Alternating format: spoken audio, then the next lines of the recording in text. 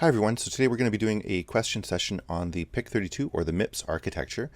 Normally we would be doing a discussion like this on mixing C and assembler together in a flipped class if we were doing a synchronous class or an in-person class. But because we're doing asynchronous, we're going to do this using the H5P method on the Moodle or E-class system. All right, so for reference, I direct you to the XC32 user guide on the MIPS or PIC32, and you would look at chapter, it used to be 14, might be 18 now, it's the mixing assembler in C or mixing C in assembler. There's also another YouTube video that introduces this material, and you can also refer to the Patterson and Hennessy textbook on the MIPS processors, sections 2.1, 2.2, 2.6, 2.7, and 2.8. As well, there's the handy-dandy MIPS reference card, which talks about the assembler mnemonics. All right, as always, I recommend that when we're doing things that involve assembler or programming of registers, that you have your tools on converting between binary and hexadecimal and decimal together, whether you write it down on paper or you have a calculator that does it for you. They tend to be handy to have around. All right, here's an example question based on the kinds of questions you'll see in today's session. Okay, so what does the following assembler command do, or commands? There's two of them here. Do. There's this one right here. Okay, there's the mnemonic right there. There's the second one right there. Then there's this operand, then this operand for the first one, and then that operand for the next one. So the answers are: it loads register S0 into C variable, then copies into register S1. Next one, nothing. This is an illegal set of operations. Next, it loads the C variable's address into register S0, then copies the contents of C variable into register S1 using the address in S0. Next, it loads the contents of register S1 into the location pointed to by register S0. Next, it loads contents of register S1 into register S0, or none of these, none of the above. The answer is C. It loads the address for C variable, which has been defined elsewhere, into register S0, then copies the contents that are found at that location for C variable into register S1 using the address in S0. So S0 contains the address for C variable. All right. Now, if you go into the chapter on mixing C or C++ in assembler, you'll see examples like this in the microchip documentation for doing things like setting up an external function that's written in assembler that can be called from C. And that's really the power of, or an indication for the power of this sort of approach, that you can do a lot of the work that you would normally do in C, and then as needed, you can create whole functions that are completely sort of modularized outside that can be called, and you can have transferring of parameters back and forth. It's a really, really sustainable way of doing assembler. All right, so here's the first question that's coming up. All right, what does the following assembler command do? ADDIU, and your operands are T0, 0, and 0x2233. First is, it immediately adds the contents of T0 to, in hexadecimal, 2233. It adds an unsigned, that should have been an S. It adds an unsigned version of T0 to 2233. Nothing. It's an illegal operation. Next, it loads the value 2233 in hex into register T0. Then it loads the value 00, that is the contents of register 0, into memory location 2233, or none of these answers. Next question. When writing assembler functions and calling them from C, which is preferred? So take a look at the XC32 user manual, whether it's chapter 14 or a different chapter. It might be chapter 18 now. It's the chapter on mixing C and assembler.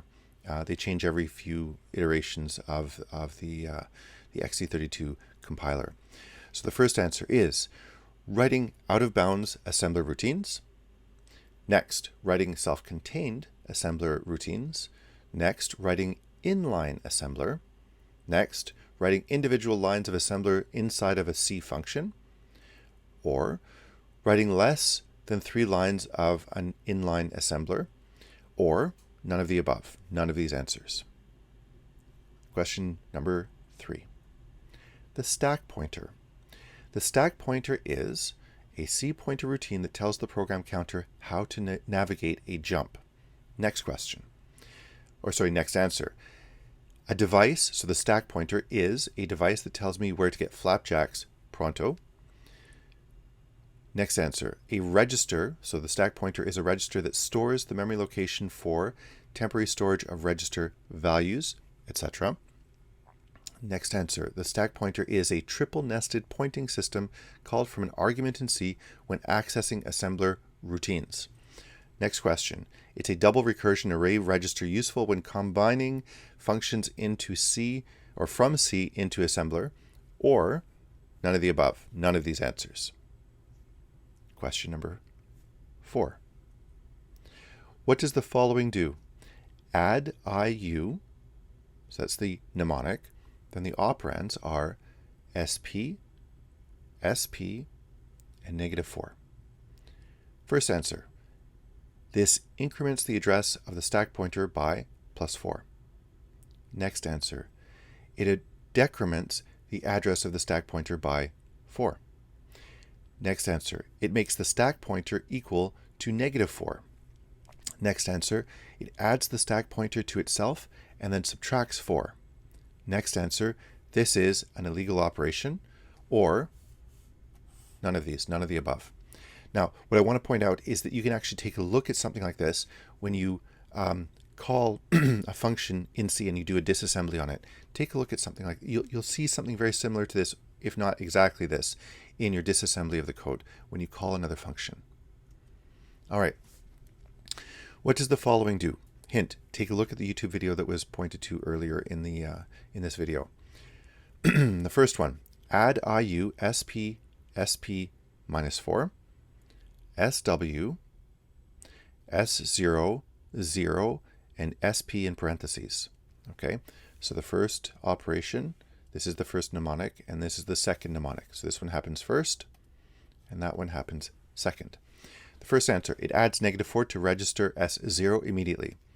Next answer, it places register S0's address in the stack without adjusting the stack.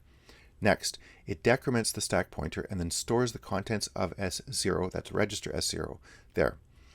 It immediately stores the stack pointer at address -4 in hexadecimal. Next answer, second to last answer, it's an illegal operation, or none of the above. Question number 6.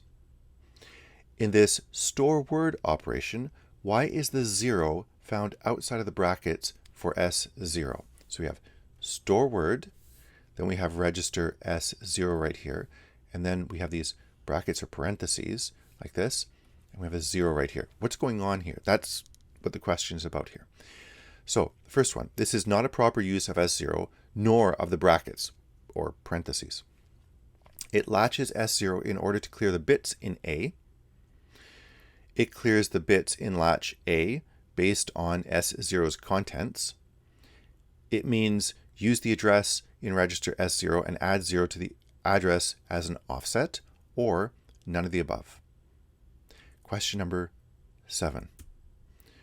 What does the following do? Again, take a look at that YouTube video. LA, so that's the mnemonic right here, and then the operands are S0 and lat clear. First, this is an illegal operation. Next, it loads the address of lat A. Lat A clear, register into S0.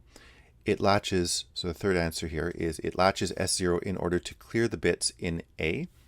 Next, it clears the bits in latch A based on S0's contents.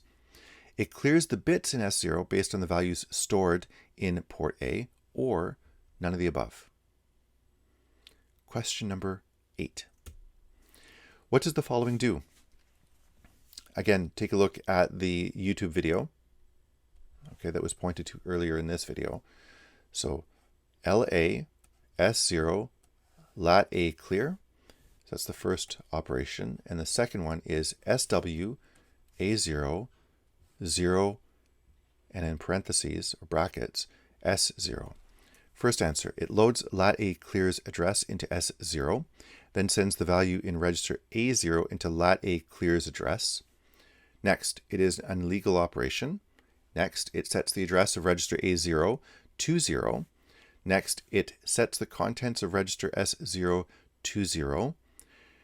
Next, it clears the program counter, and none of the above. Next question, question number 9. The book and more on, so the Hennessy and Patterson book, the book and more online sources put a $sign in front of register names. Why don't we need to use them in MPLAB X? For example, take a look at this code. LA, S0, lat.A clear, then SW, A0, there's a 0 here, and then S0 in parentheses. First, MPLAB X's compiler understands the register names without $signs to be equivalent to those with $signs. B, it's a mistake. We always need to use $signs. C, MPLAB X understands that most of these are equivalent. Only the stack pointer, temporary registers, etc. need $signs. Or, last answer, none of the above. Question number 10. This is the closest C representation. What is the closest C representation of the following MIPS assembler code? So we have LW, register V1, then register S0 or S8 with an offset of 4. LW, V0, 4 offset on register S8. Then we have add IU, V0, V1, V0. Then we have SW, one of the operands is V0, then you have S8 with an offset of 8. So the closest C representation, we have first answer, V0 is equal to S multiplied by S8. Next is F is assigned the value of I plus negative U. Then we have F is assigned the value of J multiplied by I. F is equal to I plus J. Then we have V0 is equal to plus V1 multiplied by plus V0, or none of the above. So what is the closest C representation to the following, to the assembler code shown? Next question. And you can take a look at the Hennessy and Patterson book on MIPS in section 2.8. From the book, what does the assembler operand or mnemonic JAL mean? It's jump and look. It jumps to an address and then looks ahead to the next instruction to avoid pipeline bubbles. Next, jump and leap. It jumps to an address and then saves the next address into the leap register. Next answer, jump and link.